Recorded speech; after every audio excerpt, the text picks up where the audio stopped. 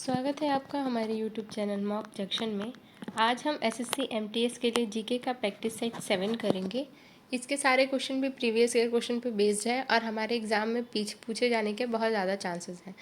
तो आप कृपया वीडियो को ध्यान से देखें और कमेंट में ज़रूर बताएं कि आपके कितने आंसर सही हुए। वीडियो शुरू करने से पहले अगर आपको इन सारे वीडियो के PDF चाहिए तो हमारे टेलीग्राम चैनल @मॉक जंक्शन को ज़रूर ज्वाइन करें, जिसका लिंक डिस्क्रिप्शन में है। तो चलिए वीडियो को शुरू करते हैं। हमारा पहला सवाल है, भारत में अपराध की संहिता कोड ऑफ क्रिमिनल प्रोसीड्यूर किस वर्ष लागू हुई थी? भारत में अपराध की संहिता कोड ऑफ क्रिमिनल प्रोसीड्यूर किस वर्ष लागू हुई थी? हमारे ऑप्शंस हैं 1861, 1973, 1950 और 1980। तो बताइए इसका राइट आंसर क्या होगा? इसका राइट आंसर होगा 1973। इसका राइट आंसर होगा ऑप्शन बी 1973। दंड प्रक्रिया संहिता 1973 में लागू हुई थी और यह आपराधिक न्याय प्रणाली की रूपरेखा प्रदान करती है। अपराध की संहिता क्या होता है? अपराध की संहिता होता है आपराधिक कानूनों और प्रक्रियाओं से संदर्भित करने के लिए किया जाता है। जैसे भारत में एक दंड की संहिता बनाई गई है, IPC जिसको कहा जाता है, इंडियन पैनल कोड। किसी को भी सज़ा मिलता है ना, तो इस IPC के तहत इंडियन पैनल कोड। और आपराधिक प्रक्रिया संहिता है जो मुख्य आपराधिक कानून है। तो अब मतलब इसमें क्या है कि अपराधों को परिभाषित करता है और उनके लिए सज़ा का निर्धारण करता है। क्या? अपराध की संहिता, जिसे 1973 में लागू किया गया था। चलिए आगे बढ़ते हैं और नेक्स्ट क्वेश्चन को देखते हैं।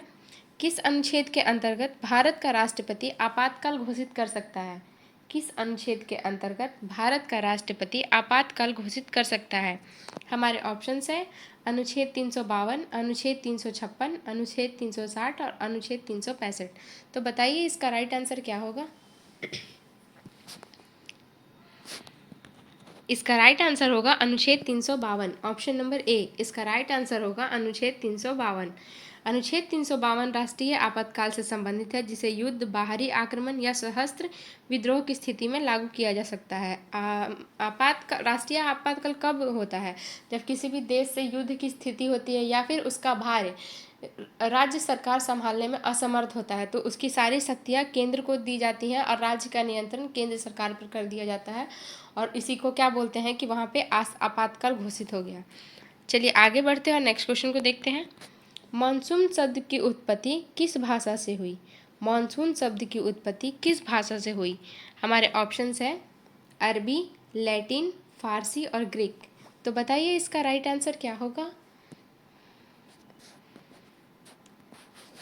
इसका राइट आंसर होगा अरबी। इसका राइट आंसर होगा ऑप्शन ए अरबी। मानसून शब्द की उत्पत्ति अरबी भाषा के मौसमी से आया, जिसका अर्थ होता है मौसम। जिसका अर्थ होता है मौसम। यह शब्द अरबी नाविकों द्वारा इस्तेमाल किया जाता था। जब वो जहाज पे जाते थे तो मानसून शब्द का इस्तेमाल करते थे।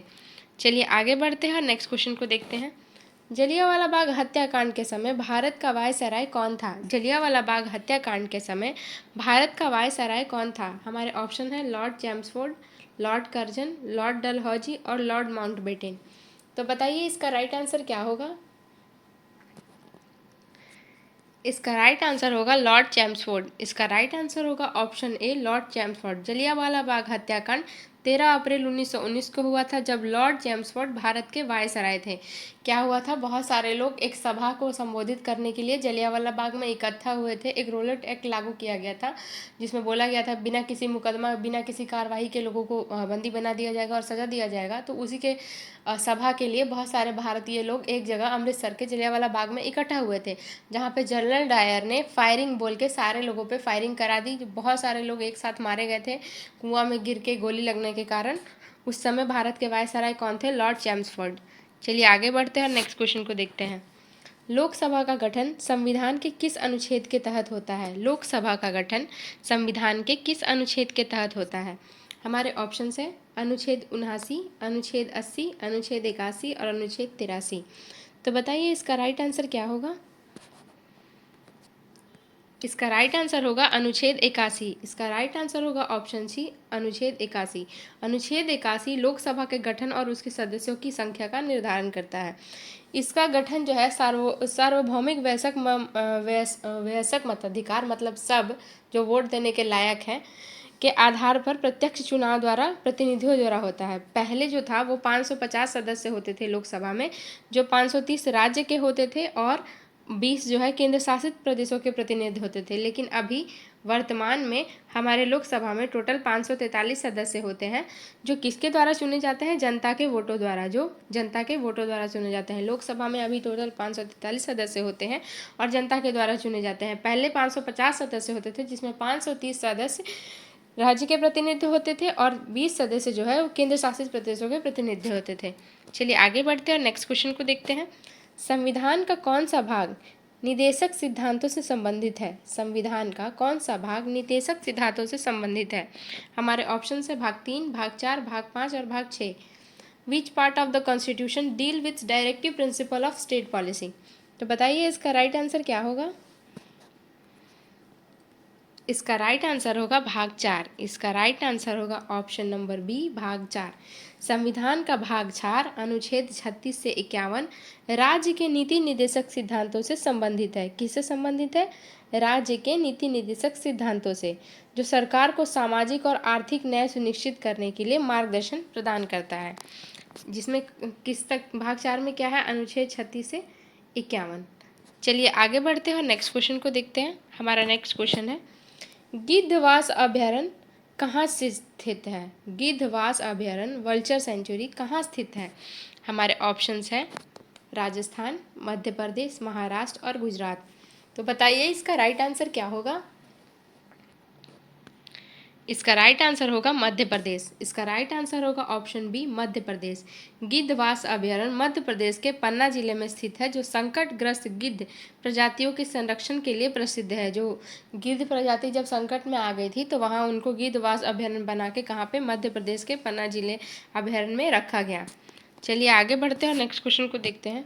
नंद वंश के अंतिम शासक को किसने हराया था? नंद वंश के अंतिम शासक को किसने हराया था? हमारे ऑप्शन है समुद्रगुप्त, अशोक, चंद्रगुप्त मौर्य और हर्षवर्धन। तो बताइए इसका राइट आंसर क्या होगा? इसका राइट आंसर होगा चंद्रगुप्त मौर्य। इसका राइट आंसर होगा option number C, Chandragupta Maurya. Chanakya की सहायता से चंद्रगुप्त मौर्य ने घनानंद को हराकर मौर्य वंश की स्थापना की थी। किसको हराकर? घनानंद को हराकर मौर्य वंश की स्थापना की थी। जो अंतिम शासक था घनानंद। नंद वंश का अंतिम शासक कौन था? घनानंद। चलिए आगे बढ़ते हैं और नेक्स्ट क्वेश्चन को देखते हैं। प्रथम विश्व युद्ध किस वर्ष समाप्त हुआ? प्रथम विश्व युद्ध किस वर्ष समाप्त हुआ? तो इसके ऑप्शंस हैं 1916, 1918, 1920 और 1917। तो बताइए इसका राइट आंसर क्या होगा? इसका राइट आंसर होगा 1918। इसका राइट आंसर होगा ऑप्शन बी, 1918। प्रथम विश्व युद्ध 1914 में शुरू हुआ। 1914 में शुरू हुआ और 11 नवंबर 1918 को समाप्त हुआ। 11 नवंबर और 1918 को समाप्त हुआ। चलिए आगे बढ़ते हैं और नेक्स्ट क्वेश्चन को देखते हैं। भारत में किस ऐतिहासिक स्थल को विश्व का सबसे बड़ा ओपन एयर थिएटर कहा जाता है? भारत में किस ऐतिहासिक स्थल को विश्व का सबसे बड़ा ओपन एयर थिएटर कहा जाता है? हमारे ऑप्शंस हैं खजुराहो, कोणार्क, चित्तौड़गढ़ और भुवनेश्वर। तो बताइए इसका राइट आंसर क्या होगा? इसका राइट आंसर होगा चित्तौड़गढ़। इसका राइट आंसर होगा ऑप्शन सी, चित्तौड़गढ़। चित्तौड़गढ़ का किला राजस्थान में स्थित है। कहाँ पर स्थित है? राजस्थान में। चित्तौड़गढ़ का किला राजस्थान में स्थित है और यह अपने विशाल आकार एवं ऐतिहासिक नाट्य प्रस्तुतियों के कारण विश्व का सबसे बड़ा ओपन एयर थिएटर कहा जाता है। चलिए आगे बढ़ते हैं और नेक्स्ट क्वेश्चन को देखते हैं। मॉन्टेग्यू चेम्सफोर्ड सुधार किस वर्ष लाए गए थे? मॉन्टेग्यू चेम्सफोर्ड सुधार किस वर्ष लाए गए थे? हमारे ऑप्शंस हैं 1909, 1919, 1925 और 1935। तो बताइए इसका क्या सही आंसर होगा? इसका राइट आंसर होगा 1919। इसका राइट आंसर होगा ऑप्शन बी, 1919। मॉन्टेग्यू चेम्सफोर्ड सुधार 1919 में भारत सरकार अधिनियम के तहत लागू किया गया था। भारत सरकार अधिनियम क्या था? औपनिवेशिक सरकार द्वारा ब्रिटिश भारत में धीरे धीरे स्वशासी संस्थाओं को शुरू करने के लिए शुरू किया गया था। इस अधिनियम का मुख्य उद्देश्य था भारत में संवैधानिक सुधार लाना और भारतीयों को शासन में अधिक भागीदारी देना, जिसे मॉन्टेग्यू चेम्सफोर्ड को 1919 में भारत अधिनियम के तहत लाया गया था। चलिए आगे बढ़ते हैं और नेक्स्ट क्वेश्चन को देखते हैं। संविधान सभा के प्रारूप समिति के अध्यक्ष कौन थे? संविधान सभा के प्रारूप समिति के अध्यक्ष कौन थे? हमारे ऑप्शंस है राजेंद्र प्रसाद, जवाहरलाल नेहरू, बी आर अम्बेडकर और वल्लभ भाई पटेल। तो बताइए इसका राइट आंसर क्या होगा? इसका राइट आंसर होगा बी आर अम्बेडकर। इसका राइट आंसर होगा option C, B R Ambedkar. Doctor B R Ambedkar संविधान सभा की प्रारूप समिति के अध्यक्ष थे, जिन्होंने भारतीय संविधान का मसौदा तैयार किया।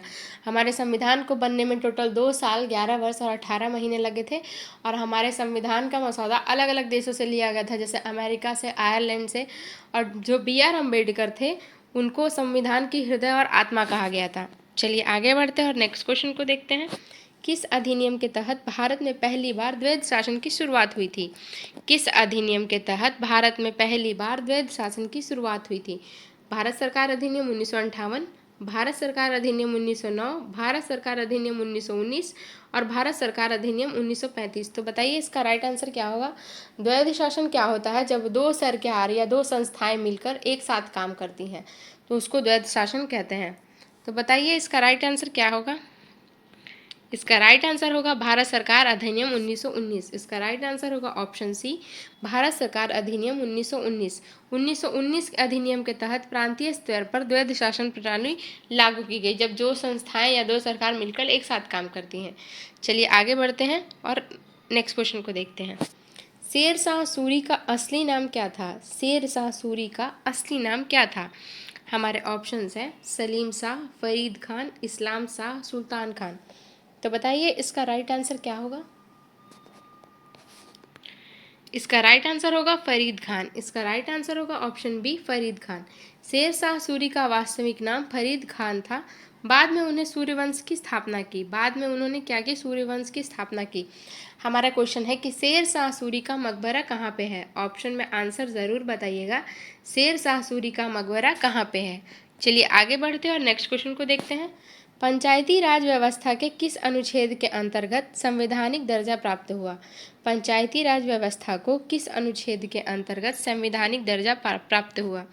हमारे ऑप्शन है अनुच्छेद 243, अनुच्छेद 40, अनुच्छेद 280 और अनुच्छेद 226। तो बताइए इसका राइट आंसर क्या होगा? इसका राइट आंसर होगा अनुच्छेद 243। इसका राइट आंसर होगा ऑप्शन ए, अनुच्छेद 243। 73वें संविधान संशोधन के तहत अनुच्छेद 243 से अनुच्छेद 243 ओ तक पंचायती राज व्यवस्था को संवैधानिक दर्जा दिया गया। पंचायती राज व्यवस्था को क्या किया गया? संवैधानिक दर्जा दिया गया। चलिए आगे बढ़ते हैं, नेक्स्ट क्वेश्चन को देखते हैं। हरियाणा राज्य का गठन कब हुआ? हरियाणा राज्य का गठन कब हुआ? हमारे ऑप्शंस हैं 1965 में, 1964 में, 1966 में और 1967 में। तो बताइए इसका राइट आंसर क्या होगा? इसका राइट आंसर होगा 1966 में। इसका राइट आंसर होगा ऑप्शन सी, 1966 में। हरियाणा का गठन 1 नवंबर 1966 को पंजाब से विभाजन करके किया गया था। किससे विभाजन करके हरियाणा का गठन हुआ था? पंजाब से। पहले पंजाब और हरियाणा एक ही में था। 1 नवंबर 1966 को पंजाब से विभाजन करके हरियाणा का गठन हुआ। चलिए आगे बढ़ते हैं और नेक्स्ट क्वेश्चन को देखते हैं। भारत के प्रथम नियंत्रक एवं महालेखा परीक्षक कौन थे? भारत के प्रथम नियंत्रक एवं महालेखा परीक्षक CAG कौन थे? Who was the first comptroller and auditor general of India? Auditor general of India. हमारे ऑप्शन है TN Chaturvedi, Vinod Rai, V Narahari Rai, C Rajagopalachari. तो बताइए इसका राइट आंसर क्या होगा? इसका राइट आंसर होगा V नारहरि राव। इसका राइट आंसर होगा option C, V Narahari Rao. Bharat के पहले CAG V नारहरि राव थे, जिनकी नियुक्ति 1948 में हुई थी। इनकी नियुक्ति कब हुई थी? 1948 में। चलिए आगे बढ़ते हैं, नेक्स्ट क्वेश्चन को देखते हैं। भारत में न्यायपालिका की स्वतंत्रता किस प्रकार सुनिश्चित की गई है? भारत में न्यायपालिका की स्वतंत्रता किस प्रकार सुनिश्चित की गई है? हमारे ऑप्शन है कार्यपालिका द्वारा नियंत्रण, संसद के निर्णय से, न्यायाधीशों की सुरक्षा और सेवा के शर्तें, राष्ट्रपति द्वारा निर्देश। तो बताइए इसका राइट आंसर क्या होगा? इसका राइट आंसर होगा न्यायाधीशों की सुरक्षा एवं शर्तें। इसका राइट आंसर होगा ऑप्शन सी, न्यायाधीशों की सुरक्षा एवं शर्तें। भारतीय संविधान न्यायपालिका की स्वतंत्रता सुनिश्चित करने के लिए न्यायाधीशों की नियुक्ति, कार्यकाल, वेतन और हटाने की प्रक्रिया विशेष रूप से सुरक्षित करता है। चलिए आगे बढ़ते हैं, नेक्स्ट क्वेश्चन को देखते हैं। हमारा नेक्स्ट क्वेश्चन है, दांडी मार्च किस उद्देश्य से शुरू किया गया था? दांडी मार्च किस उद्देश्य से शुरू किया गया था? हमारे ऑप्शन है, ब्रिटिश शासन को समाप्त करने के लिए, कर रहित नमक बनाने का विरोध, असहयोग आंदोलन का समर्थन, साइमन कमीशन का विरोध। तो बताइए इसका राइट आंसर क्या होगा? इसका राइट आंसर होगा कर रहित नमक बनाने का विद्रोह। इसका राइट आंसर होगा ऑप्शन बी, कर रहित नमक बनाने का विरोध। दांडी यात्रा गांधी जी द्वारा नमक कानून के खिलाफ सविनय अवज्ञा आंदोलन था जो 12 मार्च 1930 को शुरू हुआ था। दांडी नामक जगह पे साबरमती आश्रम से गांधी जी ने 2000 अनुयायियों के साथ पैदल यात्रा की थी, मतलब बिना किसी अहिंसा मारपीट के इसका विरोध किया था और जाकर नमक बनाया था। हमारे देश में जो है नमक पे भी अंग्रेजों ने कर लगा दिया गया था, इसके खिलाफ इन्होंने दांडी मार्च किया था और आंदोलन शुरू किया था। चलिए आगे बढ़ते हैं और नेक्स्ट क्वेश्चन को देखते हैं। किसने शुरू किया था? महात्मा गांधी ने। भारत में कितने उच्च न्यायालय हैं? भारत में कितने उच्च न्यायालय हैं? कितने हाई कोर्ट हैं भारत में? ऑप्शन है 21, 25, 24 और 26। तो बताइए इसका राइट आंसर क्या होगा?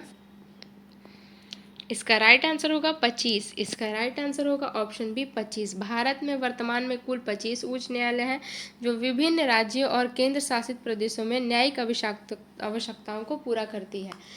तो पटना में हमारा है, बिहार में पटना में हमारा हाई कोर्ट है। चलिए आगे बढ़ते हैं और नेक्स्ट क्वेश्चन को देखते हैं। चौल वंश का सबसे प्रसिद्ध राजा कौन था? चौल वंश का सबसे प्रसिद्ध राजा कौन था? हमारे ऑप्शंस हैं, राजराज चौल, विजयलय चौल, आदित्य चौल और कोलुतुंग चौल। तो बताइए इसका राइट आंसर क्या होगा? इसका राइट आंसर होगा राजराज चौल। इसका राइट आंसर होगा ऑप्शन ए राजराज चौल। राजराज चौल प्रथम चौल वंश का सबसे प्रसिद्ध और शक्तिशाली शासक था जिन्होंने बृहदेश्वर मंदिर का निर्माण किया था। क्या किया था?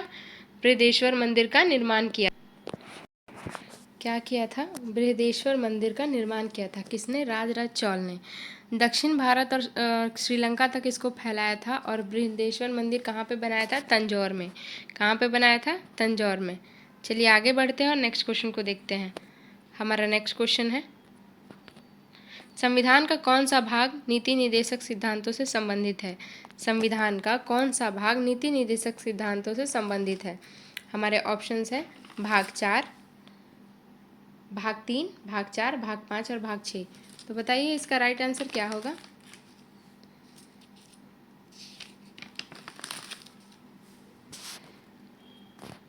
इसका राइट आंसर होगा भाग 4। इसका राइट आंसर होगा ऑप्शन बी भाग 4। संविधान सभा भाग 4 अनुच्छेद 36 से 51 राज्य के नीति निर्देशक सिद्धांतों से संबंधित है। राज्य के नीति निर्देशक सिद्धांतों से संबंधित है जिसमें आर्थिक और सामाजिक सुधार के लिए कार्य किया जाता है। चलिए आगे बढ़ते हैं और नेक्स्ट क्वेश्चन को देखते हैं। किसने स्वराज मेरा जन्म सिद्ध अधिकार का नारा दिया था? किसने स्वराज मेरा जन्म सिद्ध अधिकार का नारा दिया था? हमारे ऑप्शन है महात्मा गांधी, बाल गंगाधर तिलक, जवाहरलाल नेहरू, सुभाष चंद्र बोस। तो बताइए इसका राइट आंसर क्या होगा? इसका राइट आंसर होगा बाल गंगाधर तिलक। इसका राइट आंसर होगा ऑप्शन बी बाल गंगाधर तिलक। बाल गंगाधर तिलक ने यह नारा देकर भारतीय स्वतंत्रता आंदोलन को उग्र रूप प्रदान किया था। बाल गंगाधर तिलक ने यह नारा देकर भारतीय स्वतंत्रता आंदोलन को उग्र रूप प्रदान किया था। यह नारा भारतीय स्वतंत्रता संग्राम के दौरान बहुत प्रसिद्ध हुआ और तिलक जी को लोकमान्य की उपाधि दी गई थी। और तिलक जी को क्या दिया गया था? लोकमान्य की उपाधि दी गई थी। चलिए आगे बढ़ते हैं और नेक्स्ट क्वेश्चन को देखते हैं। भारतीय संविधान की प्रस्तावना में कौन सा शब्द 42वें संशोधन द्वारा जोड़े गए थे?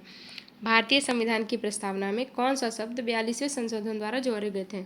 हमारे ऑप्शन है संप्रभु, लोकतांत्रिक, धर्मनिरपेक्ष, समाजवादी, न्याय, स्वतंत्रता, गणराज्य, समानता। तो बताइए इसका राइट आंसर क्या होगा? इसका राइट आंसर होगा धर्मनिरपेक्ष और समाजवादी। ऑप्शन नंबर बी धर्मनिरपेक्ष और समाजवादी। 42वें संशोधन 1976 द्वारा प्रस्तावना में धर्मनिरपेक्ष और समाजवादी शब्द जोड़े गए थे। धर्मनिरपेक्ष क्या था? बिना किसी पक्षपात के अपने धर्म का पालन करना और ना ही उसके खिलाफ किसी को जाना, ना ही जबरदस्ती किसी धर्म अपनाने के लिए दबाव बनाना। और समाजवादी मतलब समाज के साथ बनाए गए नियमों का पालन करना, उसको अनुसरण करना। चलिए आगे बढ़ते हैं, नेक्स्ट क्वेश्चन को देखते हैं। मृदा अपरदन को रोकने के लिए कौन सी तकनीकी प्रभावी है? मृदा अपरदन को रोकने के लिए कौन सी तकनीकी प्रभावी है? हमारे ऑप्शन है अधिक सिंचाई, ढाल के साथ खेती, कंटूर पॉइनिंग, गहरी जुताई। तो बताइए इसका राइट आंसर क्या होगा। अधिक सिंचाई करेंगे तो मृदा अपरदन होगा, ढाल पे खेती करेंगे तो भी मृदा अपरदन होगा, और गहरी जुताई करेंगे तो भी मृदा अपरदन होगा। क्या करेंगे तो मृदा अपरदन रुकेगा? कंटूर प्लाउगिंग। तो इसका राइट आंसर होगा कंटूर प्लाउगिंग। इसका राइट आंसर होगा ऑप्शन सी कंटूर प्लाउगिंग। कंटूर प्लाउगिंग में खेतों की ढलान के समांतर जोत पर मिट्टी का कटाव रोका जाता है। चलिए आगे बढ़ते हैं और नेक्स्ट क्वेश्चन को देखते हैं। हमारा नेक्स्ट क्वेश्चन है भारतीय संविधान की आत्मा किसे कहा गया है? भारतीय संविधान की आत्मा किसे कहा गया है? हमारे ऑप्शन है मौलिक अधिकार, प्रस्तावना, न्यायपालिका और संघीय संरचना। तो बताइए इसका राइट आंसर क्या होगा। इसका राइट आंसर होगा प्रस्तावना। इसका राइट आंसर होगा ऑप्शन बी प्रस्तावना। डॉक्टर अंबेडकर ने प्रस्तावना को संविधान की आत्मा कहा है क्योंकि यह संविधान के मूल उद्देश्यों को दर्शाती है। क्योंकि यह संविधान के मूल उद्देश्यों को दर्शाती है। चलिए आगे बढ़ते हैं और नेक्स्ट क्वेश्चन को देखते हैं। हमारा नेक्स्ट क्वेश्चन है विश्व धरोहर स्थल घोषित पहला बार भारतीय स्थल कौन सा था? विश्व धरोहर स्थल घोषित पहला बार भारतीय स्थल कौन सा था? हमारे ऑप्शन है कुतुब मीनार, अजंता की गुफाएं, ताजमहल और हम्पी। तो बताइए इसका राइट आंसर क्या होगा। आप बताइए कि हम्पी का चित्र अभी कौन से नोट पे है। ऑप्शन में बताइए, कमेंट में आंसर बताइए कि हम्पी का चित्र अभी भारतीय जो नोट चल रहा है, भारतीय करेंसी, कौन से नोट पे हम्पी का चित्र बनाया हुआ है। चलिए इसका राइट आंसर होगा अजंता की गुफाएं। इसका राइट आंसर होगा ऑप्शन बी अजंता की गुफाएं। अजंता की गुफाएं 1983 में यूनेस्को द्वारा भारत का पहला विश्व धरोहर स्थल बना था। कब बना था? 1983 में। और कहाँ पे है ये? महाराष्ट्र में। चलिए आगे बढ़ते हैं और नेक्स्ट क्वेश्चन को देखते हैं। भारतीय संसद का उच्च सदस्य कौन सा है? भारतीय संसद का उच्च सदन कौन सा है? बताइए भारतीय संसद का उच्च सदन कौन सा है? हमारे ऑप्शन है लोकसभा, राज्यसभा, विधानसभा और विधान परिषद। तो बताइए इसका राइट आंसर क्या होगा। इसका राइट आंसर होगा राज्यसभा। इसका राइट आंसर होगा ऑप्शन बी राज्यसभा। राज्यसभा भारतीय संसद का उच्च सदन है जिसमें सदस्य राज्य और केंद्र शासित प्रदेशों से निर्वाचित होते हैं। क्या होते हैं? राज्यों और केंद्र शासित प्रदेशों से निर्वाचित होते हैं यानी। चलिए आगे बढ़ते हैं और नेक्स्ट क्वेश्चन को देखते हैं। स्वतंत्रता संग्राम के दौरान आज़ाद हिंद फौज किसने बनाई थी? स्वतंत्रता संग्राम के दौरान आज़ाद हिंद फौज किसने बनाई थी? हमारे ऑप्शन है महात्मा गांधी, सुभाष चंद्र बोस, जवाहरलाल नेहरू और चंद्रशेखर आज़ाद। तो बताइए इसका राइट आंसर क्या होगा। इसका राइट आंसर होगा सुभाष चंद्र बोस। इसका राइट आंसर होगा ऑप्शन बी सुभाष चंद्र बोस। सुभाष चंद्र बोस ने जापान के मदद से आज़ाद हिंद फौज की स्थापना की थी ताकि भारत को सहस्त्र संघर्ष के माध्यम से स्वतंत्र किया जा सके। उन्होंने एक फौज तैयार किया था जिससे उन्होंने जापान की मदद ली थी, जिससे भारत को ब्रिटिश शासन से मुक्त कराया जा सके। चलिए आगे बढ़ते हैं, नेक्स्ट क्वेश्चन को देखते हैं। किस भारतीय नृत्य को यूनेस्को की सांस्कृतिक धरोहर सूची में शामिल किया गया? किस भारतीय नृत्य को यूनेस्को की सांस्कृतिक धरोहर सूची में शामिल किया गया? हमारे ऑप्शन है भरतनाट्यम, कथकली, छऊ नृत्य और कथक। तो बताइए इसका राइट आंसर क्या होगा। इसका राइट आंसर होगा छऊ नृत्य। इसका राइट आंसर होगा ऑप्शन सी छऊ नृत्य। छऊ नृत्य एक पारंपरिक युद्ध नृत्य है जिसे पश्चिम बंगाल, उड़ीसा और झारखंड में प्रदर्शित किया जाता है। कहाँ पर प्रदर्शित किया जाता है? पश्चिम बंगाल, उड़ीसा और झारखंड में। चलिए आगे बढ़ते हैं, नेक्स्ट क्वेश्चन को देखते हैं। राष्ट्रीय ध्वज को अपनाने की तिथि क्या थी? राष्ट्रीय ध्वज को अपनाने की तिथि क्या थी? हमारे ऑप्शन है 15 अगस्त 1947, 22 जनवरी 1950, 22 जुलाई 1947 और 26 नवंबर 1949। तो बताइए इसका राइट आंसर क्या होगा। इसका राइट आंसर होगा 22 जुलाई 1947। इसका राइट आंसर होगा ऑप्शन सी 22 जुलाई 1947। भारतीय राष्ट्रीय ध्वज को संविधान द्वारा 22 जुलाई 1947 को अपनाया गया। आप बताइए कि हमारे भारतीय राष्ट्रीय ध्वज का डिज़ाइन किसने किया था? हमारे भारतीय राष्ट्रीय ध्वज का डिज़ाइन किसने किया था? कमेंट में आंसर बताइए। नेक्स्ट क्वेश्चन है भारतीय पुरातत्व सर्वेक्षण ASI की स्थापना कब हुई थी? भारतीय पुरातत्व सर्वेक्षण archaeological survey of India ASI का कब स्थापना हुआ था? हमारे ऑप्शन है 1958, 1961, 1972 और 1901। तो बताइए इसका राइट आंसर क्या होगा। इसका राइट आंसर होगा 1961। इसका राइट आंसर होगा ऑप्शन बी 1961। भारतीय पुरातत्व सर्वेक्षण की स्थापना 1961 में अलेक्जेंडर किंघम द्वारा की गई थी। जो क्या होता है ये कि जो पुरातात्विक अनुसंधान यानी जो पुराना अनुसंधान और देशों को सांस्कृतिक विरासत संरक्षण के लिए जिम्मेदार है। अभी ये कब हुआ था? 1961 में। और इसका मुख्यालय कहाँ है? इसका मुख्यालय है अभी नई दिल्ली में। कहाँ है इसका मुख्यालय? नई दिल्ली में। चलिए आगे बढ़ते हैं, नेक्स्ट क्वेश्चन को देखते हैं। मृदंग किस प्रकार का वाद्य यंत्र है? मृदंग किस प्रकार का वाद्य यंत्र है? हमारे ऑप्शन है तंतु वाद्य यंत्र, वायु वाद्य यंत्र, ताल वाद्य यंत्र और इलेक्ट्रॉनिक वाद्य यंत्र। तो बताइए इसका राइट आंसर क्या होगा? इसका राइट आंसर होगा ताल वाद्य यंत्र। इसका राइट आंसर होगा ऑप्शन सी ताल वाद्य यंत्र। मृदंग एक प्राचीन दक्षिण भारत ताल वाद्य है जो मुख्यतः भरतनाट्यम में प्रयोग किया जाता है। किस में प्रयोग किया जाता है? भरतनाट्यम में। चलिए आगे बढ़ते हैं, नेक्स्ट क्वेश्चन को देखते हैं। हमारा नेक्स्ट क्वेश्चन है किस अनुच्छेद में मौलिक अधिकारों की रक्षा करने के लिए संवैधानिक उपचारों का अधिकार है? किस अनुच्छेद में मौलिक अधिकारों की रक्षा करने के लिए संवैधानिक उपचारों का अधिकार दिया गया है? ऑप्शन है अनुच्छेद 19, अनुच्छेद 21, अनुच्छेद 32 और अनुच्छेद 226। तो बताइए इसका राइट आंसर क्या होगा? इसका राइट आंसर होगा अनुच्छेद 32। इसका राइट आंसर होगा ऑप्शन सी अनुच्छेद 32। अनुच्छेद 32 नागरिकों को सुप्रीम कोर्ट की याचिका दायर कर अपने मौलिक अधिकारों की रक्षा करने की अनुमति देता है। संवैधानिक उपचार क्या है कि अगर आप मौलिक अधिकारों के खिलाफ जाते हैं या कोई इसके खिलाफ जाता है तो हम उसके खिलाफ मुकदमा दायर कर सकते हैं, उसको बंदी बनवा सकते हैं, उसके खिलाफ उसको न्यायिक हिरासत में लिया जा सकता है और उसके खिलाफ आगे कार्रवाई की जा सकती है। चलिए आगे बढ़ते हैं, नेक्स्ट क्वेश्चन को देखते हैं। बाहुबली की विशाल प्रतिमा कहाँ स्थित है? बताइए बाहुबली की विशाल प्रतिमा कहाँ स्थित है? ऑप्शन है श्रवण बेलगोला, अजंता एलोरा, कोणार्क और एलोरा। तो इसका राइट आंसर क्या है? श्रवण बेलगोला। इसका राइट आंसर क्या है? ऑप्शन ए श्रवण बेलगोला। कर्नाटक के श्रवण बेलगोला में स्थित यह मूर्ति जैन धर्म के संत गोमतेश्वर बाहुबली की है। किसकी है? जैन धर्म के संत गोमतेश्वर बाहुबली की है। मूवी वाला बाहुबली नहीं, ये जैन धर्म के संत गोमतेश्वर बाहुबली की है। चलिए आगे बढ़ते हैं, नेक्स्ट क्वेश्चन को देखते हैं। भारत के किस राज्य में सर्वाधिक वन क्षेत्र है? भारत के किस राज्य में सर्वाधिक वन क्षेत्र है? ऑप्शन है मध्य प्रदेश, अरुणाचल प्रदेश, छत्तीसगढ़ और उड़ीसा। तो बताइए इसका राइट आंसर क्या होगा? इसका राइट आंसर होगा मध्य प्रदेश। इसका राइट आंसर होगा ऑप्शन ए मध्य प्रदेश। मध्य प्रदेश में भारत का सबसे बड़ा वन क्षेत्र है जो कुल क्षेत्रफल का लगभग 25% है। सबसे बड़ा वन क्षेत्र कौन से राज्य में है? मध्य प्रदेश में, जो कुल क्षेत्र का क्या है? 25% है। चलिए आगे बढ़ते हैं, नेक्स्ट क्वेश्चन को देखते हैं। भारत रत्न पुरस्कार की शुरुआत किस वर्ष से हुई थी? भारत रत्न पुरस्कार की शुरुआत किस वर्ष से हुई थी? हमारे ऑप्शंस हैं 1947, 1950, 1954 और 1962। तो बताइए इसका राइट आंसर क्या होगा? इसका राइट आंसर होगा 1954। इसका राइट आंसर होगा ऑप्शन सी 1954। भारत रत्न भारत का सर्वोच्च नागरिक सम्मान है जो 1954 में स्थापित किया गया। भारत रत्न भारत का क्या है? सर्वोच्च नागरिक सम्मान है जो कब किया गया? 1954 में स्थापित किया गया। चलिए आगे बढ़ते हैं और नेक्स्ट क्वेश्चन को देखते हैं। नीलगिरी की पहाड़ियाँ कहाँ स्थित हैं?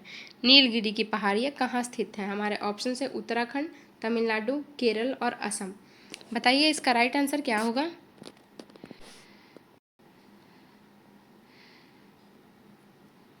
इसका राइट आंसर होगा तमिलनाडु। इसका राइट आंसर होगा तमिलनाडु, ऑप्शन बी। नीलगिरी की पहाड़ियाँ मुख्यतः तमिलनाडु में स्थित है और इसका शिखर डोड्डा में है। इसका शिखर डोड्डा बेटा में है। नीलगिरी शब्द का अर्थ होता है नीला पहाड़। नीलगिरी शब्द का क्या अर्थ होता है? नीला पहाड़। यह भारत के दक्षिण भाग में स्थित एक पर्वत श्रृंखला है जो पश्चिमी घाट का हिस्सा है। नीलगिरी पर्वत श्रृंखला तमिलनाडु, केरल, कर्नाटक सब राज्यों में फैली हुई है और यह अपनी प्राकृतिक सुंदरता और सांस्कृतिक महत्व और जैव विविधता के लिए जाना जाता है। किसके लिए जाना जाता है? जैव विविधता के लिए। चलिए आगे बढ़ते हैं और नेक्स्ट क्वेश्चन को देखते हैं। किस भारतीय शासक ने सर्वप्रथम सिक्कों पर अपने नाम की परंपरा शुरू की थी? किस भारतीय शासक ने सर्वप्रथम सिक्कों पर अपने नाम की परंपरा शुरू की थी? चंद्रगुप्त मौर्य, समुद्रगुप्त, कनिष्क, इल्तुतमिश। तो बताइए इसका राइट आंसर क्या होगा। देखते हैं ना, नोटों पे गांधी जी का नाम मूर्ति रहता है, या फिर किसी भी फेवरेट प्लेस का रहता है, उसी तरह तो किसने सिक्कों पे अपने नाम की परंपरा शुरू की थी। तो बताइए इसका राइट आंसर क्या होगा। इसका राइट आंसर होगा इल्तुतमिश। इसका राइट आंसर होगा इल्तुतमिश, ऑप्शन डी। इल्तुतमिश दिल्ली सल्तनत का वह शासक था जिसने सबसे पहले अपने नाम के साथ सिक्के जारी किए थे। क्या किया था, अपने नाम के साथ सिक्कों को जारी किया था। चलिए आगे बढ़ते हैं, नेक्स्ट क्वेश्चन को देखते हैं। किस पर्वतीय दर्रे को भारत चीन युद्ध के दौरान मुख्य प्रवेश के रूप में जाना गया। किस पर्वतीय दर्रे को भारत चीन युद्ध के दौरान भारत के प्रवेश मार्ग के रूप में जाना गया। ऑप्शन है नाथुला, बोमडीला, जोजिला, सैल दर्रा। तो बताइए इसका राइट आंसर क्या होगा। इसका राइट आंसर होगा सैल दर्रा। इसका राइट आंसर होगा ऑप्शन डी, सैल दर्रा। 1962 में भारत चीन युद्ध के दौरान सैल दर्रा अरुणाचल प्रदेश में एक रणनीतिक मार्ग था। क्या था, अरुणाचल प्रदेश में एक रणनीतिक मार्ग था। चलिए आगे बढ़ते हैं, नेक्स्ट क्वेश्चन को देखते हैं। अशोक का शेर स्तंभ किस स्थान से लिया गया था। अशोक का शेर स्तंभ किस स्थान से लिया गया था। ऑप्शन है सारनाथ, वैशाली, लुम्बिनी और पाटलिपुत्र। तो बताइए इसका राइट आंसर क्या होगा। पाटलिपुत्र जो है पुराना नाम था पटना का। तो बताइए इसका राइट आंसर क्या होगा। इसका राइट आंसर होगा सारनाथ। इसका राइट आंसर होगा ऑप्शन ए, सारनाथ। अशोक का सिंह स्तंभ सारनाथ से लिया गया था और यह भारत का राष्ट्रीय प्रतीक है। देखते हैं ना, अशोक का जो सिंह का स्तंभ बनाया जाता है, सत्यमेव जयते लिखा होता है। चलिए आगे बढ़ते हैं, नेक्स्ट क्वेश्चन को देखते हैं। भारत विधि आयोग लॉ कमीशन ऑफ इंडिया की स्थापना कब हुई थी। भारत विधि आयोग लॉ कमीशन ऑफ इंडिया की स्थापना कब हुई थी। हमारे ऑप्शन है 1833, 1950, 1955 और 1961। तो बताइए इसका राइट आंसर क्या होगा। इसका राइट आंसर होगा 1955। इसका राइट आंसर होगा ऑप्शन सी, 1955। भारत में स्वतंत्रता के बाद प्रथम विधि आयोग की स्थापना 1955 में की गई थी, जिसकी अध्यक्षता एमसी सेतवाल्ड ने की थी। जिसकी अध्यक्षता एमसी सेतवाल्ड ने की थी। यह एक गैर संवैधानिक निकाय है जो भारत सरकार द्वारा कानूनी सुधारों पर सलाह देने के लिए गठित किया जाता है। मुख्य कार्य इसका क्या है, कानूनी सुधारों पर शोध करना और सरकार को सिफारिशें देना। मतलब कानूनी जो सुधार है उसमें शोध करना और सरकार को क्या करना, सिफारिशें देना। चलिए आगे बढ़ते हैं और नेक्स्ट क्वेश्चन को देखते हैं। हमारा नेक्स्ट क्वेश्चन है, कर्मयोग नामक पुस्तक किसने लिखी। कर्मयोग नामक पुस्तक किसने लिखी। ऑप्शंस है अरविंद घोष, महात्मा गांधी, विवेकानंद और रविंद्रनाथ टैगोर। तो बताइए इसका राइट आंसर क्या होगा। इसका राइट आंसर होगा विवेकानंद। इसका राइट आंसर होगा ऑप्शन सी, विवेकानंद। कर्मयोग स्वामी विवेकानंद द्वारा लिखी गई पुस्तक है जिसमें कर्म के माध्यम से मोक्ष प्राप्ति का वर्णन है। कर्म के माध्यम से मतलब आप जैसा कर्म करेंगे आपको उस प्रकार की मुक्ति मिलेगी, वैसी सज़ा मिलेगी, वैसी प्रशंसा मिलेगी, वैसी पुण्य मिलेगा और वैसा पाप मिलेगा। चलिए आगे बढ़ते हैं, नेक्स्ट क्वेश्चन को देखते हैं। हमारा नेक्स्ट क्वेश्चन है, भारतीय संविधान का अनुच्छेद 280 किससे संबंधित है। भारतीय संविधान का अनुच्छेद 280 किससे संबंधित है। ऑप्शन है वित्त आयोग, चुनाव आयोग, सर्वोच्च न्यायालय, नीति आयोग। तो बताइए इसका राइट आंसर क्या होगा। इसका राइट आंसर होगा वित्त आयोग। इसका राइट आंसर होगा ऑप्शन ए, वित्त आयोग। भारत अनुच्छेद 280 भारत के वित्त आयोग की स्थापना से संबंधित है, जो केंद्र और राज्यों के बीच वित्तीय वितरण का सलाह देता है। वित्त आयोग क्या है, भारत का एक संवैधानिक निकाय है जो केंद्र और राज्यों के बीच वित्तीय संबंधों को परिभाषित करता है और करों के विवरण की सिफारिश करने के लिए स्थापित किया गया था। चलिए आगे बढ़ते हैं और नेक्स्ट क्वेश्चन को देखते हैं। 1916 का लखनऊ समझौता किन दो पार्टियों के बीच हुआ। 1916 का लखनऊ समझौता किन दो पार्टियों के बीच हुआ। कांग्रेस और मुस्लिम लीग, कांग्रेस और ब्रिटिश सरकार, मुस्लिम लीग और हिंदू महासभा, मुस्लिम लीग और ब्रिटिश सरकार। तो बताइए इसका राइट आंसर क्या होगा। इसका राइट आंसर होगा कांग्रेस और मुस्लिम लीग। इसका राइट आंसर होगा ऑप्शन ए, कांग्रेस और मुस्लिम लीग। लखनऊ समझौता 1916 में कांग्रेस और मुस्लिम लीग के बीच हुआ था, जिसका उद्देश्य ब्रिटिश शासन के खिलाफ संयुक्त मोर्चा बनाना था। क्या था जिसका उद्देश्य, ब्रिटिश सरकार के खिलाफ संयुक्त मोर्चा बनाना। चलिए आगे बढ़ते हैं और नेक्स्ट क्वेश्चन को देखते हैं। महात्मा गांधी ने राष्ट्रीय ग्रामीण रोजगार गारंटी अधिनियम मनरेगा किस वर्ष लागू किया था। महात्मा गांधी ने राष्ट्रीय ग्रामीण रोजगार गारंटी अधिनियम, जिसको मनरेगा कहते हैं, किस वर्ष लागू किया था। हमारे ऑप्शंस हैं 2004, 2005, 2006 और 2008। तो बताइए इसका राइट आंसर क्या होगा।